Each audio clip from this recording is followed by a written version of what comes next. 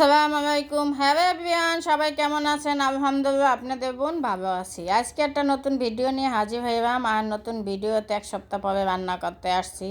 আর রান্না করব শর্টকাটে। আমার শরীর অনেক খারাপ, অনেক তরকারি আছে ফ্রিজে, সবজি রান্না করব না, দাঁড়াইতে পারতেছি না, তরকারি পচতে আছে। এখন রান্না করব শুধু একটু কিবা কবিজা আলু দিয়ে ঝোল পাক করবো, আর রুটি দিয়েও খাইতে পারবো।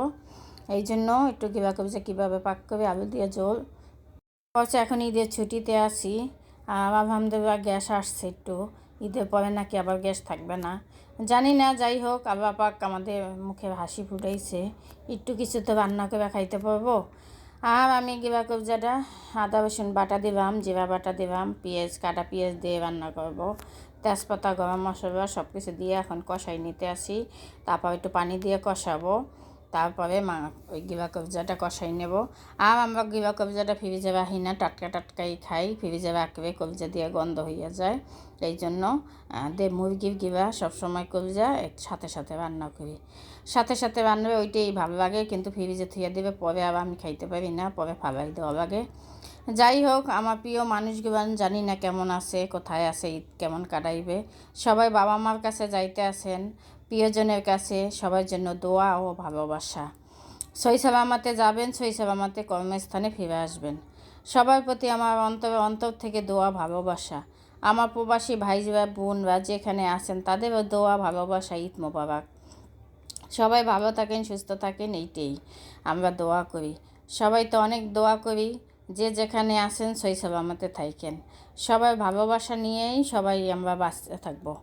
আমরা সবার জন্য দোয়া করি। আমরা দেশে যাই না, সবাই যে যেখানে যান প্রিয় মানুষের কাছে ঈদ করতে। তাই প্রিয় মানুষের কাছে ঈদ করার আনন্দটাই অন্যরকম। আমিও চাইতে আছি আমার ভাই বোন নিয়ে আমার বাসায় ঈদের পর দিন সবাই আসবে।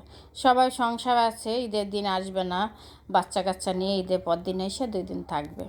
আমার মেহমান আসবে, আমার ভাই বোন আসবে, আমার প্রিয় মানুষগুলো আসবে, তখন ভিডিও দেব। কী রান্না বান্না করে খাওয়াইতে আসি, প্রিয় মানুষরা রান্না করে খাওয়াইতে তো মজাই লাগে। ভাই বোনদের প্রতি একটা অন্যরকম টান থাকে, বাবা মার প্রতি অন্যরকম টান থাকে। দূরে থাকবো, প্রতিটা মুহূর্তে মুহূর্তে বাবা মার কথা মনে ওঠে। বাবা এটা পছন্দ করে, মা ওইটা পছন্দ করে, যদি একটু রান্না করে খাওয়াইতে পারে। যাই হোক, এবছর যাই না, বাড়িতে বৃষ্টি দেখে আর সমস্যাও আছে একটু, এই জন্য। আর আমাদের জন্য দোয়া করবেন, সামনের বছর যেন যাইতে পারি। আর আমার অনেক কথা আছে। আমার একটা প্রিয় মানুষ আছে, সেই মানুষটা অনেক দূরে চলে গেছে। সেই প্রিয় মানুষটা ভালো থাকুক, তার জন্য আমার দোয়া অন্তর থেকে। সে সুস্থ থাকুক, তার সংসার নিয়ে, সেটাই আমি দোয়া করি। প্রিয় মানুষটা আবার মাইন্ড করবেন না, প্রিয় মানুষটাই আমার একটা বোন ছিল। সে এখন আমার মাঝে নাই, অনেক দূরে চলে গেছে। তাই তার সাথে একটু বিরত আছে, তার সাথে এখন আর যোগাযোগ নাই। যাক, তাই সেও ভালো থাকুক, তার সন্তান স্বামী নিয়ে, এটাই দোয়া করি। যে যেখানে থাকুক ভালো থাকুক। আর আমি একটু মশলাটা কষাইতে আসি। মশলাটা কষাই আর কি গরম দেখছেন, এত পরিমাণে যে গরম দাঁড়ানো যায় না, অস্থির লাগে। আর এই গরমের জন্যই আমি অস্থির হয়ে গেছি, অসুস্থ হয়ে গেছি। এখন স্যালাইন না খাবো, স্যালাইন না খেলে মনে হয় সুস্থ হবো না। দুধ খাইছি গরম করে, কিন্তু তাতেও আমার কাজ হয় না। শরীরের মধ্যে খাবি ঝিমঝিম করে, কেমন করে, ভালো লাগতেছে না, মাথা খাওয়াই করতে পারতেছি না। আর মনে হয় প্রেশার কমছে কি না জানি না, এই জন্য এরকম লাগতেছে নাকি। দেখতে দেখায় তত্তাজা, কিন্তু ভিতরে এসে মূলা ফোপলা। এই জন্যই খাবি অসুস্থ থাকি, একটু কিছু হইবেই, খাওয়া কম হইবেই, ঘুম কম হইবেই, অসুস্থ থাকি। যাই হোক, খাওয়া আল্লাহ পাক বাঁচাই রাখছে। সবাই খাইবেন, ঘুমাবেন, সুস্থ থাকবেন, টেনশন থেকে মুক্ত থাকবেন। আর আমার এটাও কষানো হয়ে গেছে, আমি গিবা কবজাটা দিয়ে এখন কষাবো। আর গিবা কবজা ভুনা মুড়ি দিয়ে মাহাই খেতে তো আরও মজা হয়। রুটি দিয়ে যদি খাওয়া যায়, এটা তো অনেক পছন্দ। আর আমার কাছে কক মুরগির গিবা কবজা অনেক পছন্দ। কলজা না, গিবা চামড়া, এটি অনেক পছন্দ করি আমি। ওইটা খাইতে যে কী পরিমাণে স্বাদ, যেভাবেই রান্না করি না কেন, কক মুরগিটা ভুনা কন, জল কন, ডাল দিয়ে কন, পেঁপে দিয়ে কন, সব কিছু দিয়েই কিন্তু মজা লাগে কক মুরগিরটা। যাই হোক, অবশেষে গ্যাস আসছে, আর একটু রান্না করতে পারতেছি, অনেক খুশি। আল্লাহর কাছে হাজার হাজার কোটি কোটি শুকরিয়া আদায় করি। আমাদের ঢাকা শহরে যা মানুষ আছে গ্যাসে কষ্ট করে, সবাই আজকে একটু শান্তি নিঃশ্বাস ফালাইতে পারছে। কত বাচ্চারা খাবার খাইতে পারতেছিল না, এই কয়দিনে খাবার কিনা না খাওয়াইছে। ভাত মাছ, এটা শাক ভাজি, এটা সামনে কিছু আছে বলেন? পোলাও মাংস মাসে একবার ভালো লাগে, প্রতিদিন কি ভালো লাগে বলেন? বিরিয়ানিও মাসে একবার ভালো লাগে, সপ্তাহে একদিন ভালো, প্রতিদিন কি স্বাদ লাগে? আর আমাদের বাঙালি, আমরা তো ডাল ভাতেই বাঙালি, শাক ভাত মাছ এটাই পছন্দ করি।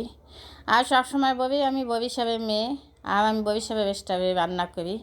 আমার জন্মস্থান বরিশাল, তাই বরিশালের রান্না বান্না যেভাবেই হয় ওইভাবেই করি। আর আমার রান্না বান্না আপনাদের কাছে কেমন ভালো লাগে কিনা একটু লাইক কমেন্ট শেয়ার করবেন। আর আমার স্টাফ সেট আপ পূরণ হইতে আসে না, আপনারা বুঝে নেন। আমার পাশে একটু সবাই থাকেন। আমার স্টার সেট আপ কেন পূরণ হইতে আসে না, আপনারা আমাকে একটু ফলো দিয়েন। এটাই আপনাদের কাছে রিকোয়েস্ট, একটু লাইক দিয়েন, শেয়ার করবেন। আর আপনাদের এই অসহায় বোনের পাশে থাকেন। আর আমার সব প্রিয় ভাই বোনদের জন্য আমি সব সময় দোয়া করি, যে যেখানে আছেন ভালো থাকেন। আমার জন্য একটু আপনারা দোয়া করবেন, আমার ভিডিও যেন একটু ভাইরাল হয়। আমি কত কষ্ট করে দেখেন ভিডিও করি একটু আপনাদের কাছে ভালো লাগে কি না জানি না। যারা আমাকে পছন্দ করেন, কমেন্ট করেন, তাদের জন্য আমার দোয়া ও ভালোবাসা। সব সময় তাদের জন্য দোয়া করি, যারা আমার সব সময় শুরু থেকেই আমার পাশে রয়েছেন। তাদের কথা তো শেষ করতে পারবো না। আমার 2টা ভাইয়া 3টা ভাইয়া স্টার দিছে আমাকে, তাদের অনেক অনেক দোয়া ও ভালোবাসা। তারা অনেক ভালো মনের মানুষ, উদার মনের মানুষ, তাই আমাকে স্টার দিছে। ওই ভাইদের প্রতি আমার অনেক অন্তর থেকে দোয়া ও ভালোবাসা। আর সব সময় তাদের দোয়া করি। আর আমার এটাও হয়ে গেছে, এখন আমি গরম মশলা পাউডার জিরা ভাজা দিয়ে দিতে আছি। আমার এটা হাতের শাহি মশলা, এটা দিয়ে দিতে আছি, এটা দিয়ে আর কিছু দেওয়া লাগে না। এটা দিয়েই আমার তরকারিটা হয়ে গেছে। সবাই লাইক কমেন্ট শেয়ার করবেন আমার তরকারি।